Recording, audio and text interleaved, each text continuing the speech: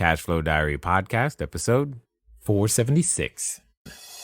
Welcome to yet another exciting episode of the Cash Flow Diary Podcast, the podcast that teaches you insider tips, tactics, and strategies for creating leverage streams of cash flow into your life. Learn from top-performing entrepreneurs, business owners, investors, and thought leaders from across the globe as they share their secrets to success. Like what you learn on this and other Cash Flow Diary podcast episodes? Go to learninvestingnow.com and sign up to receive powerful tips and information that will help you succeed as an entrepreneur and investor. Now, here's your host, investor, entrepreneur, business owner, educator, speaker, author, and master facilitator of Robert Kiyosaki's cash flow game, Jay Massey. All right, ladies and gentlemen, welcome to another episode of the Cash Flow Diary Podcast. I'm your host, Jay Massey, and I'm glad that you are here today because here's the thing. When you are out there in business, you are out there doing your thing. You got your head down. You're making sure that your widgets and whatsits are doing what they need to do. They're being produced. Your customers are receiving their product. They're receiving their service, and you're making sure that everything is continuing to work. Why? Because you want to make sure that that stream of cash flow that you're building, that you're developing, works out. You're doing the same thing with your properties, making sure it all continues to go forward. And here's the thing. Because you could be in the business, you're not focused on what's happening around the business. What do I mean? What if the way of doing business and how to capture customers and increasing customer lifetime value, what if all of those things started changing? But you just weren't paying attention? That's exactly what we're going to be talking about today. Not just you paying attention, but more importantly, what's next for your business. You've seen lots of other businesses change their strategy, and now it could be time for you to do the same. I have with me today none other than Ralph Welborn. He's the co-author of Topple, The End of the Firm-Based Strategy and Rise of New Models for Explosive Growth. Here's the thing. I know, like you know, the one thing you were trying to do is to continually grow. So what we've got today is that our guest ran strategy for IBM. Yes, that company. And has been a part of growing a company to 18,000 employees in 21 countries, which is insane. And now he invests his time over at CapImpact, making sure that businesses continue to grow, and he's wrote the book about it. So that means you and I are going to take lots of notes because we want to grow, and he's going to show us how. So help me welcome Ralph Welborn. Ralph, how you doing? Oh, I'm doing great. Thanks. And thanks for having me on. I'm glad that you were able to make the time because in the land of growth, it's usually busy. it is. It's moderately busy. Although, it's an interesting thing. It's a busy time, but it's a difficult time. And what I mean by that is I believe that there's some incredible shifts that are occurring. And look, we're all hearing about shifts in the marketplace and look out for this and look out for that. We've been hearing this for a long time. But if you actually look at the data right now, there are some things really are shifting right now that are different. So for example, there are only 12% of companies that are capturing 85% of economic profit in any industry. And those numbers are only concentrating. That's a difference that we haven't seen ever before, this level of concentration, which means that the majority of firms, you mentioned in the intro that what are you focused on? Everyone's focused on this. What do I do? What do I need to do? How do I keep growing? But that concentration rate is just getting tougher and tougher to work against. And there are fewer and fewer of the economic profit, the table scraps, to go around right now. And that is actually quite daunting. That's tough. We're going to definitely dig into that. Now, but before we get too far, though, what I'm going to do is I'm going to ask you the same question I tend to ask everybody else the first time that they're here. Are you ready? Yeah, all right. I am. I tend to think of today's entrepreneurs a lot like yesterday's superheroes. You know, Batman, Robin, Wonder Woman, etc. Because occasionally as an entrepreneur, I can envision myself flying around town, possibly with a cape and tights, using our products and services to save our customers, if you will. But also like a superhero, an entrepreneur has a beginning. For example, think about Spider-Man. There was a time where he was just a kid going to school, doing his thing. And he didn't really have a care in the world, taking some photos, trying to earn some pizza money. And then one day, something special happens to him, and you realize he's got special abilities, and now he gets to choose whether he's going to use them for good or for evil. So, my question to you, sir, is before your book, Topple, before your company, CapImpact, before working at IBM, before everything we know you for today, what we want to know is, who is Ralph Welborn? Well, I wasn't bitten by a spider. That's okay.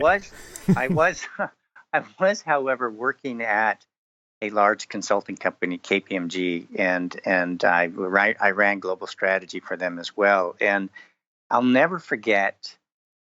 So my job there was, I had a lot of folks, I had a lot of projects all over the place, and I was privileged to work all over the place with this team. And yet, I'm a Seattle boy. And as a Seattle boy, we're like the salmon that go upstream. And at one point, I actually got tired of I called it feeding the beast, of just doing more and more of the same thing. And I got seduced by really hard problems. I'm like a moth to hard problems. And I remember there were a couple of clients that we had that frankly weren't making a lot of money for the firm, but the problems were so difficult that my boss said, look, we can't keep supporting, you personally can't keep supporting these because you have to keep feeding the beast. And I said, I'm so seduced by these problems, I quit.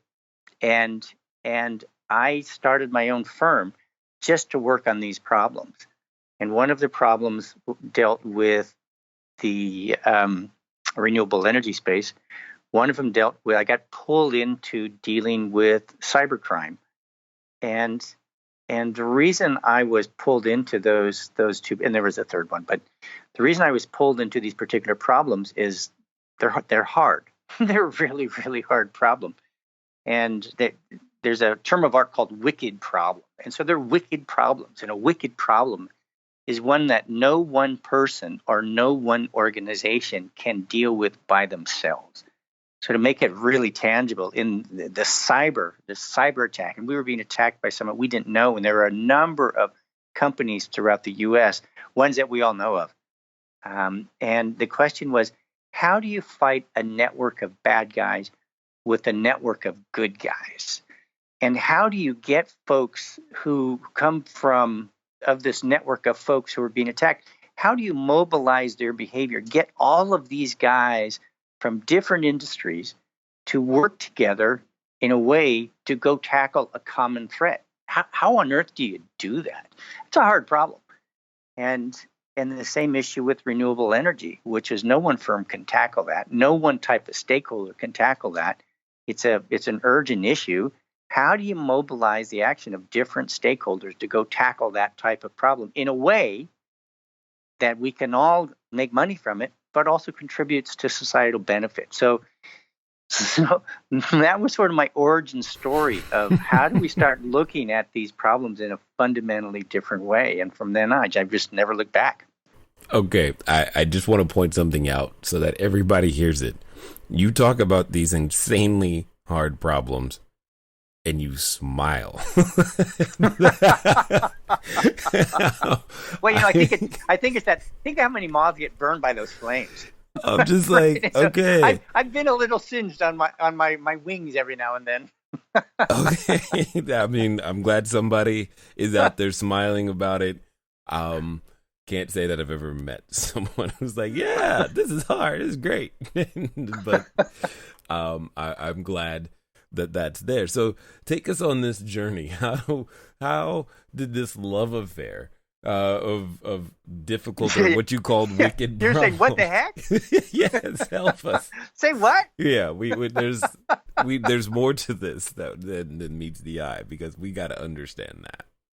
Yeah, so You know what's interesting is when we were dealing with those type of wicked problems, and that was a classic example of we had to figure out how we created both greater economic value, profit for the commercial entities, but because we were dealing with a number of public entities too, we had to contribute to citizen, they call it citizen benefit, I just call it societal value, whatever.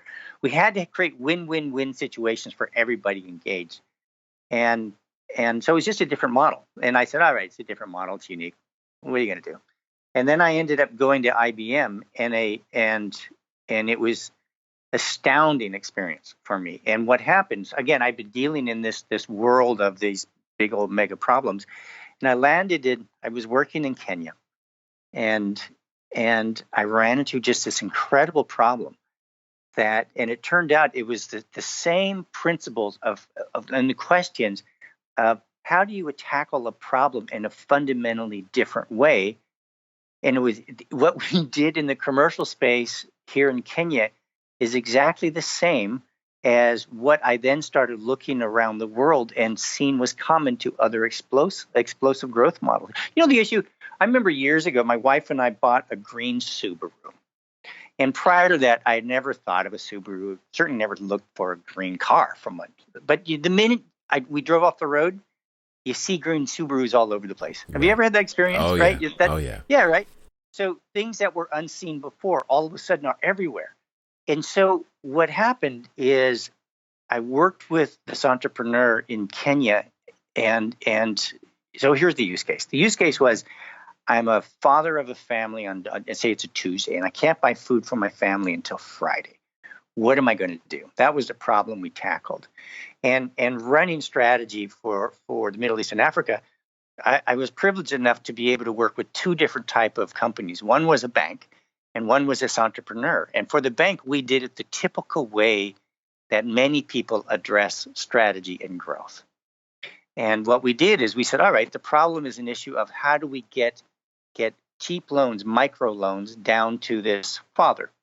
And so what we did, we looked at the value chain, we looked at what was going on, we looked at how can we cut cost, how can we optimize what we were doing in each stage of the value chain, and then we took cost out, we repackaged the loan, and we delivered it to them. And in 6 months, we were selling approximately $1,500 a week. Not bad.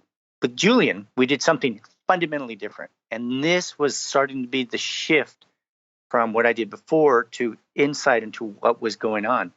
And what we did with Julian is we said, all right, same problem. I'm an entrepreneur. What are the capabilities that I need to tackle that problem? Well, one of the things I needed to do, of course, was figure out what store I could go to and where I didn't have any money to buy something. Another capability, I need a mechanism of exchange. Not necessarily money, because he has no money, but a mechanism of exchange. And we said, well, what is that? And we realized that in Africa, there are 1.2 phones per person. So we said, hey, what's a mechanism of exchange on every one of our cell phones around the planet? Any idea? I was going to, no. Mobile minutes. Oh. Yeah, right?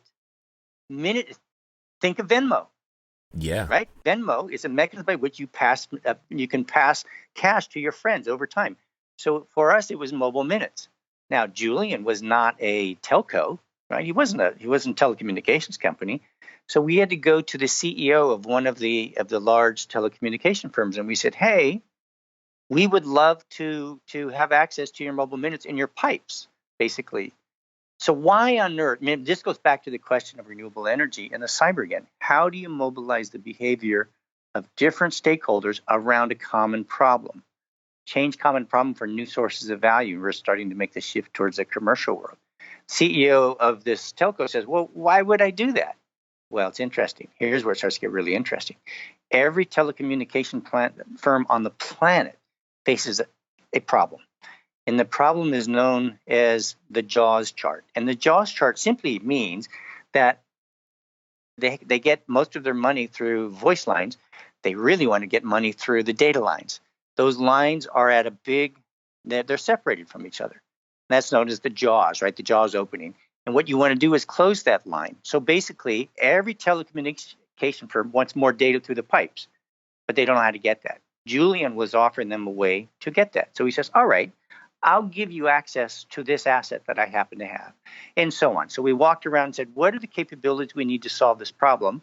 We went to the various other actors who had them and said, hey, what if I orchestrate these capabilities that will give you value and give me value? And in that process, we will solve this problem in a unique way. And that was the experiment.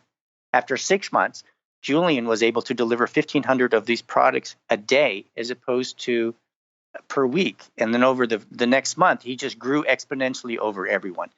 And that was the seed of saying, this is interesting. There's something different here whereby we can grow 6 times faster than the traditional industry.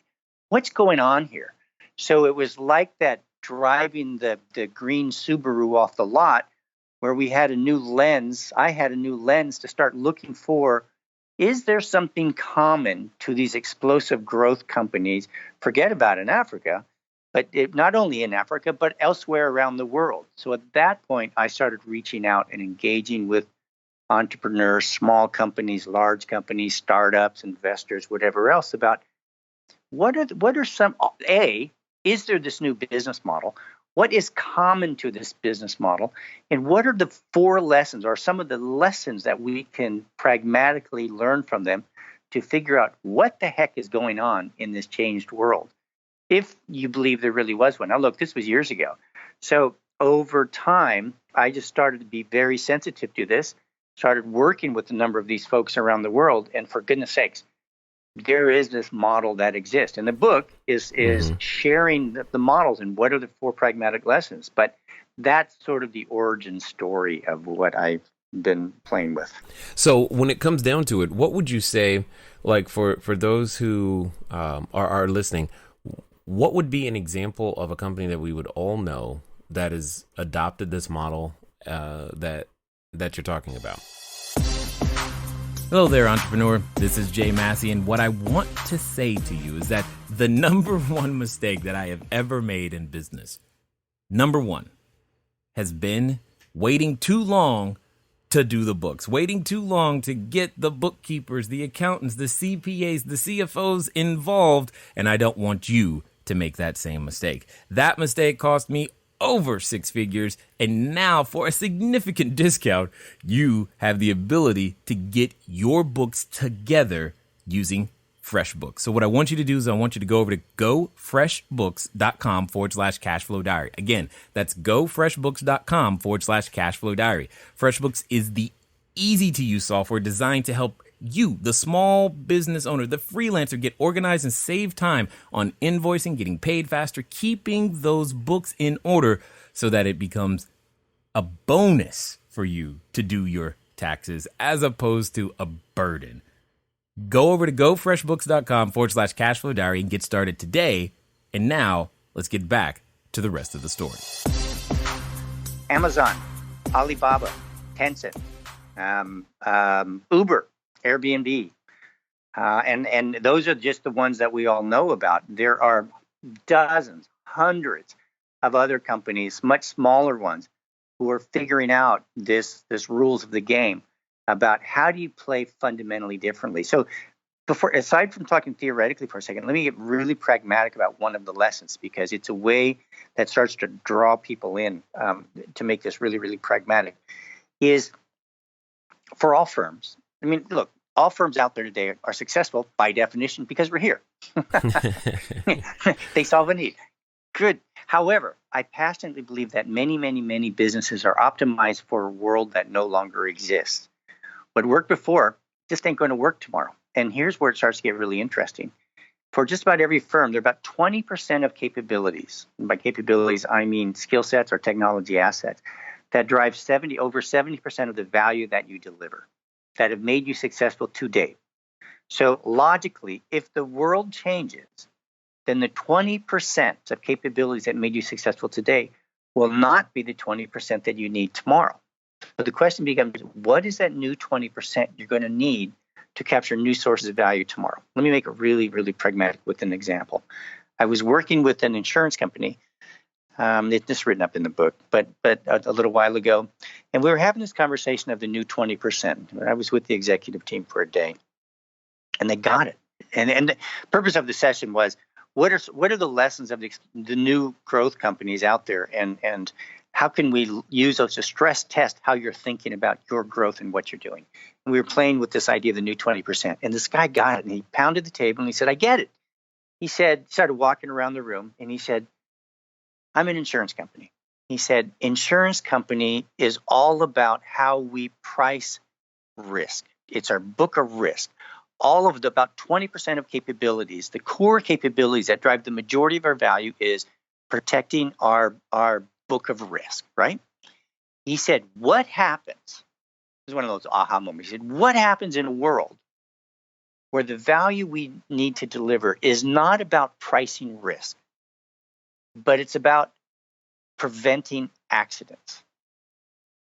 The capabilities you need to prevent accidents are different than the one you need to price risk.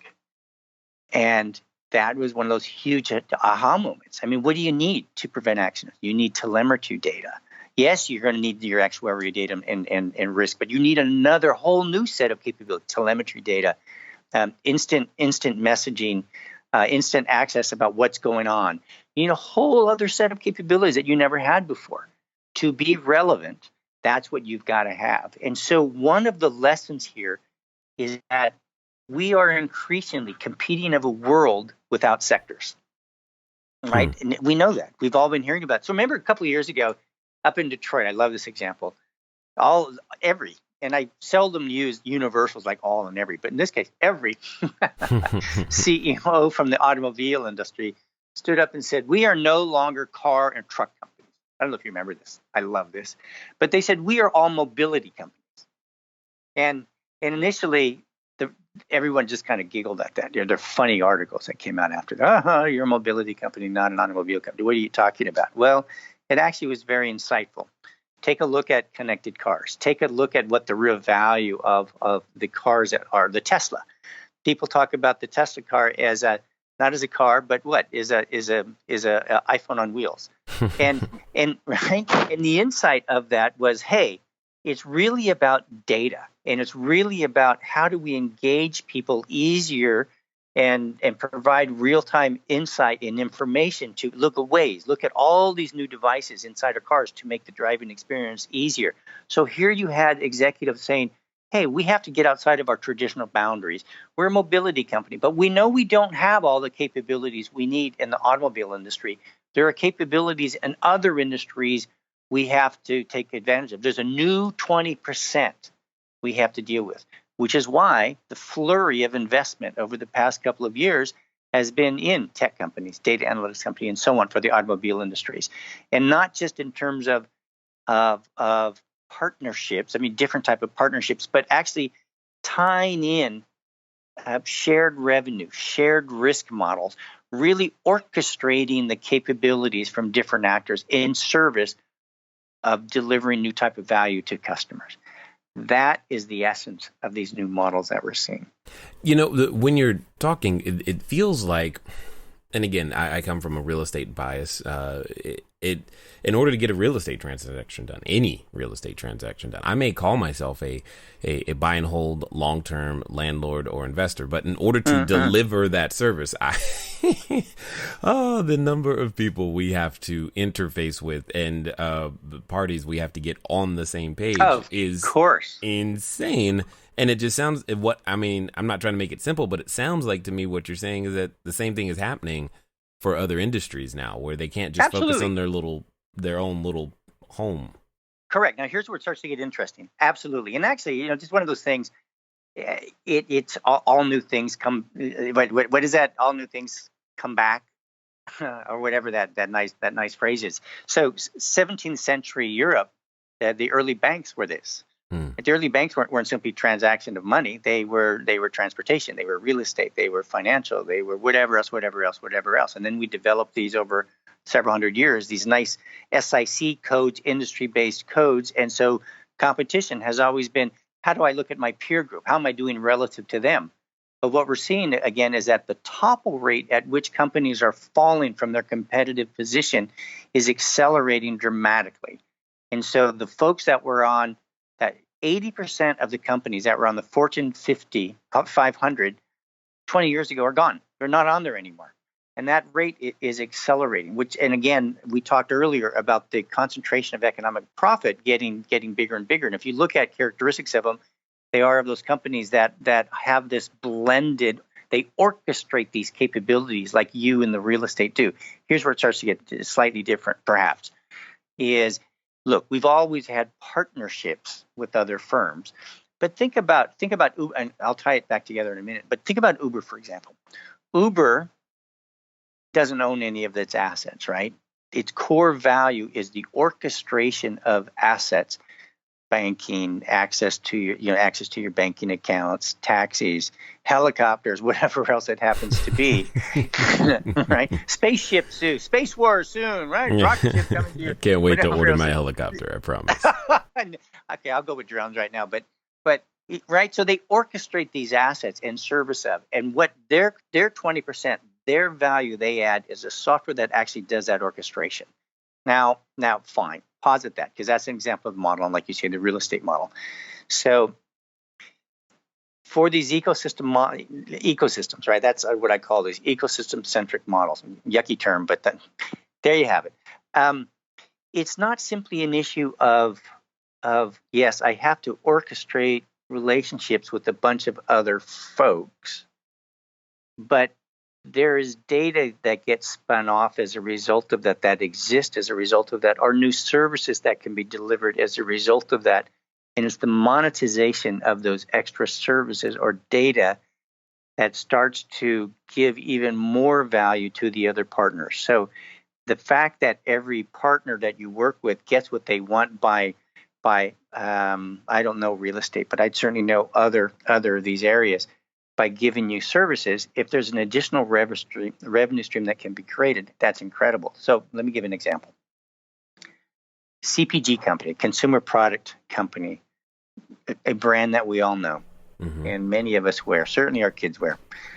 And they were facing a challenge of I'm only growing a little bit under what the industry is growing globally. I need to change that. Market cap is coming down a little bit. I've got to do something different. Two approaches you can take to that. There's one approach to it, which I call the Red Queen strategy. And the Red Queen is that character from Alice in Wonderland that you may recall. Yeah, when you said it, I was like, you're going to cut off some heads? All right, keep going. So she's known for that, yes. But she's also known for running faster and faster, but staying in the same place. Got it. And I find you're very apt for a lot of businesses who are so focused on what they have to do that they run faster and faster, but they tend to invest in the new shiny objects out there, whether it's Internet of Things or AI or innovation or digital, whatever it happens to be. They're chasing the shiny objects. But the problem is, Ralph, those shiny objects, they keep calling to me, man. They're awesome. I know. Well, you remember that movie? I forget what movie it is, with the animated dog, Squirrel. Right, it's that thing. It's Up is the movie. Up. Yeah, I know. It's the best. It's the best, right? Exactly. One of the best scenes. And so, yeah, they do call you to you, but that's what gives rise to a couple of things. It gives rise to investing a lot like everybody else is doing. So logically, how are you possibly going to be different from anybody else?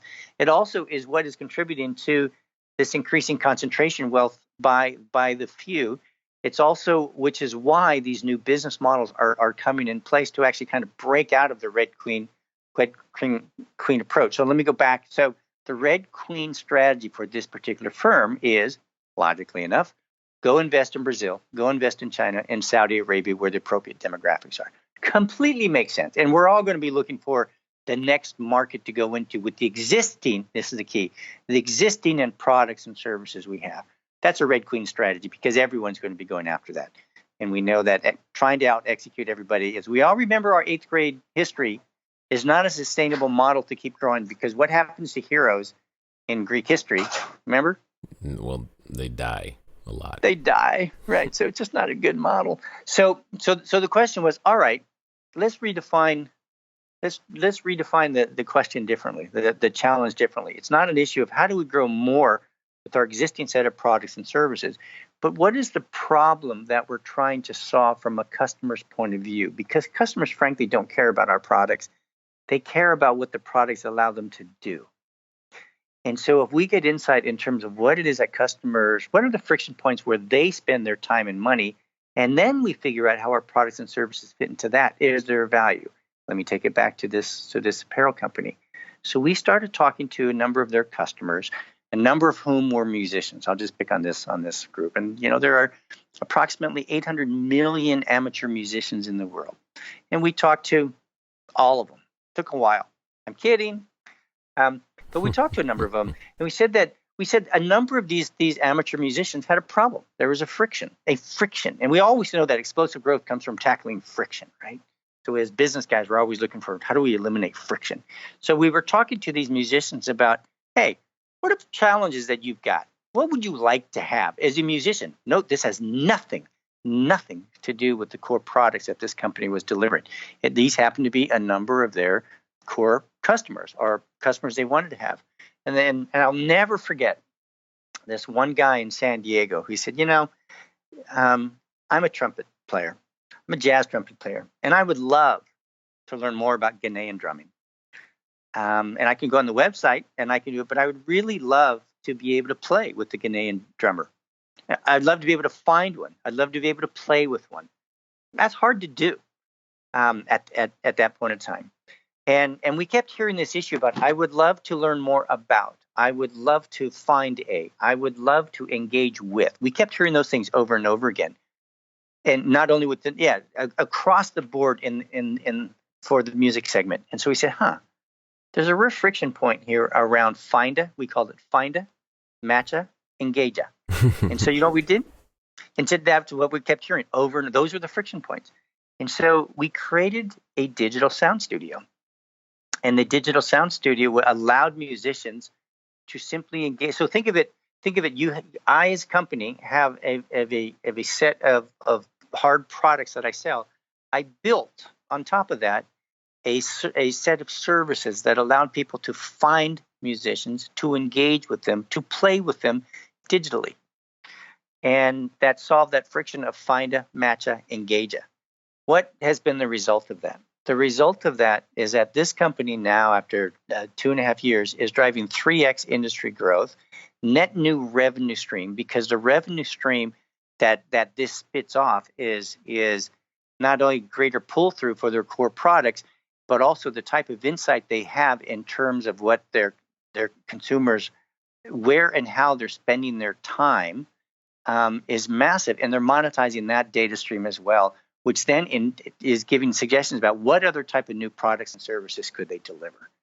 And so there's a difference about engaging with partners you have, which is always critical in real estate. You've got to, I get it, many more than others.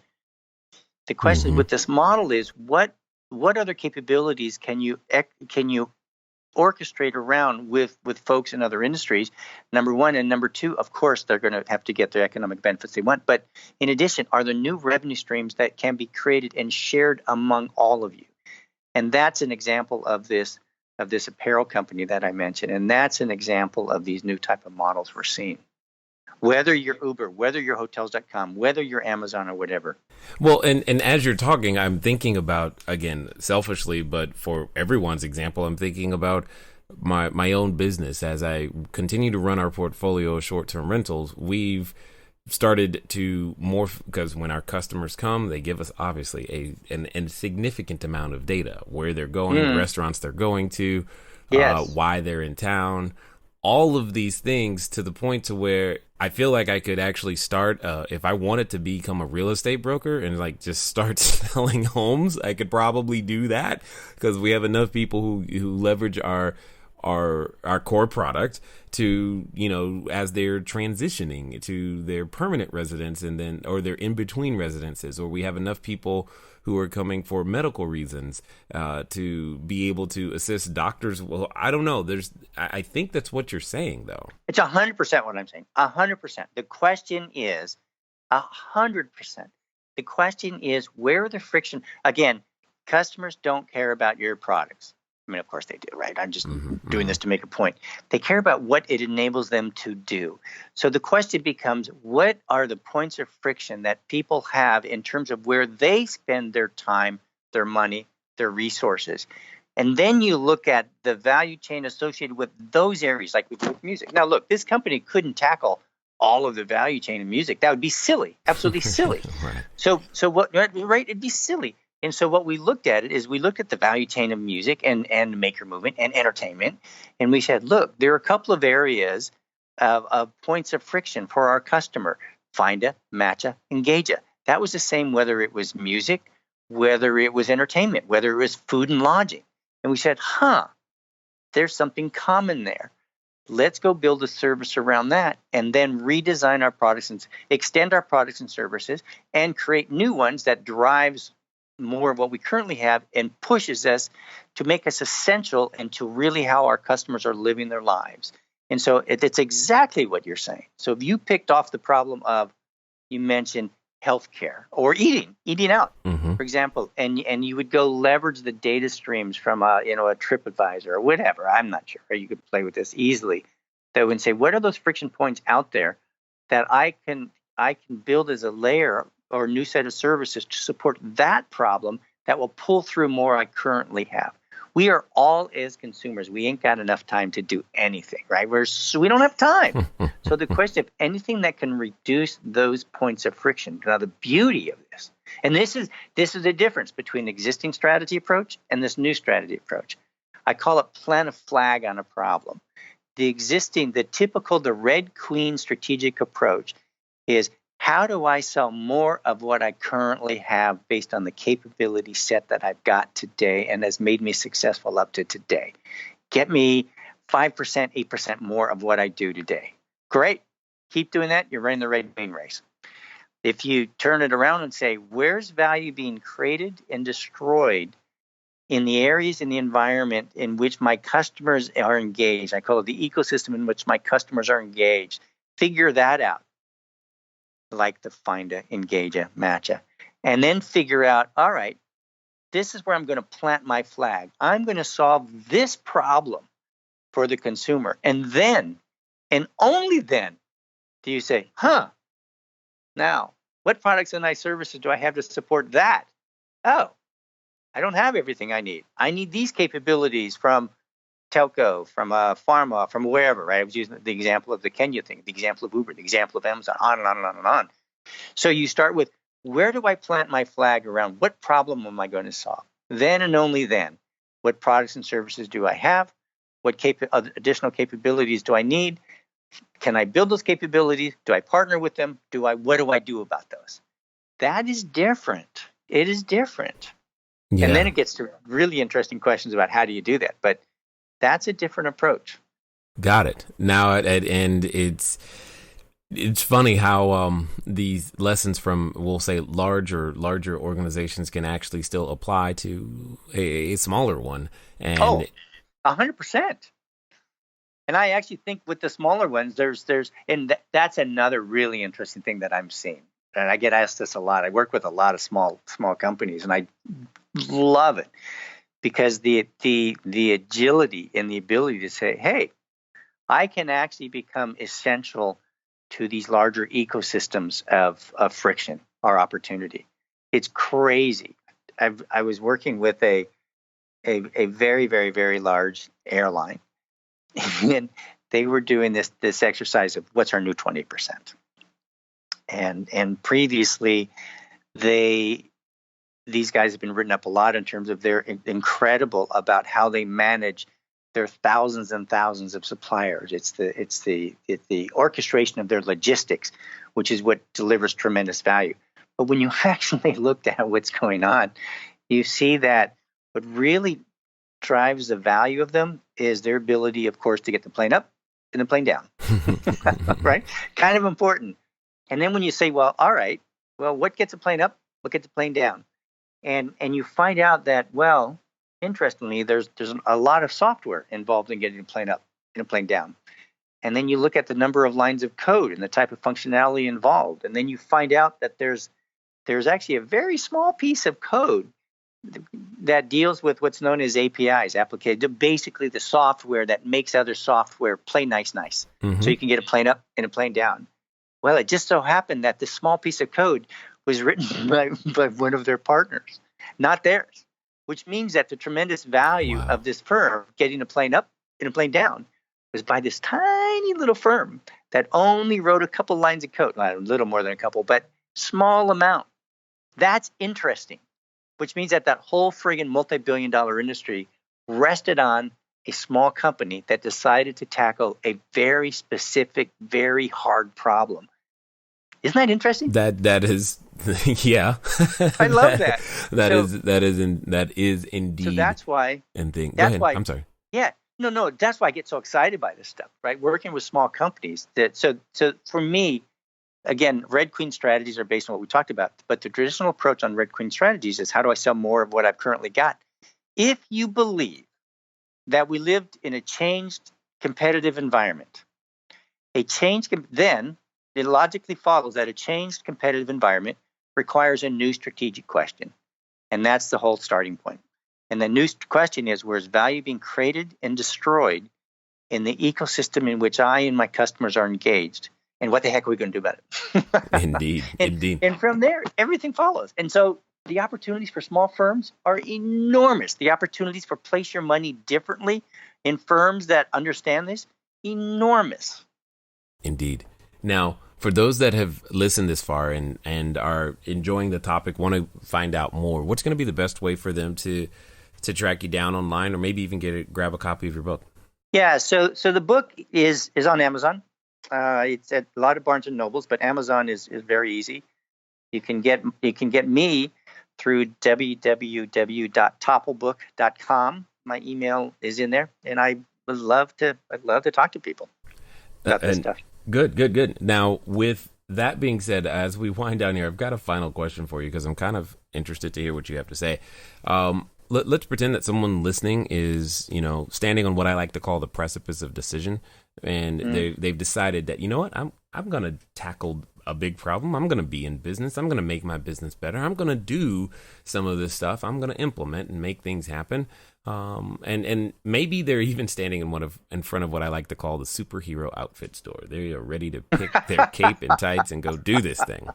Now, like I know, that when we get to these moments of decisions, Ralph, what happens is that we have a companion, and that companion often comes in the form of a voice, and it reminds us of what we're not, who we're not, how it didn't work last time, and, well, for some people, they're actually related to that voice.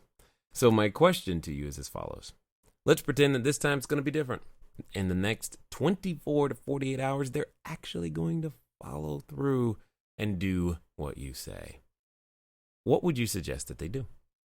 I would suggest that they ask the one question, not the theoretical question that I asked before that has really impact, but a ridiculously pragmatic question that has gotten a lot of people, a visceral question, which is, what is our new 20% going to be to capture 85% of economic profit tomorrow? That is such a visceral question. The other thing I would recommend is that everyone go watch the movie, great movie, that indie movie from 20 years ago, The Gods Must Be Crazy. In that movie, there's a line that has kept me going for a long time. And the line is, things that yesterday were unknown have today become a necessity. And I believe that our competitive landscape over the next 10 years, we will not be talking about how are we doing, how are we competing against our peers, but it's going to be how are we engaged within the various ecosystems that exist.